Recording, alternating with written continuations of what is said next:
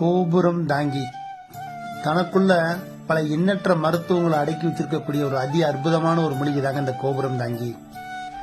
அதோட இலை அமைப்பு பாருங்களேன், அடுக்கடுக்கா ஒரு கோபுர அமைப்புல இருக்கிறதுனாலதான் ஒரு காரண பேர கோபுரம் தாங்கின்னு இதுக்கு ஒரு பேர் இருக்கதா சொல்லப்படுது.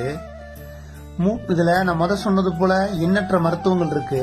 இப்ப நம்ம மூட்டு ஜவ்வுகள்ல ஏற்படக்கூடிய தேய்மானம், ஜவ்வு கிழிதல், முதுகுத்தண்டுல L4 L5 பிரச்சனை உள்ளவங்க, நடக்கும்போது சத்தம் கேட்கக்கூடியது, கடக்கு படக்கணும் மூட்டு ஜாயிண்டுகள்ல சத்தம் கேட்கும், இந்த மாதிரி பாதிப்புக்குள்ளானவங்க எல்லாம் இந்த கோபுரம் தாங்கி எடுத்து நிழல் காய்ச்சலா வச்சு அரைச்சு ஃபைன் பவுடர் ஆயிக்குங்க.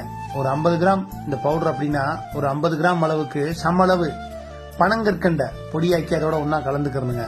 கலந்துக்கிட்டு காலை மாலை வெறும் வயிற்றுல 3 விரல் அளவு எடுத்து வாயில போட்டு ஒரு டம்ளர் பால் குடிச்சுக்கிட்டே வாங்க.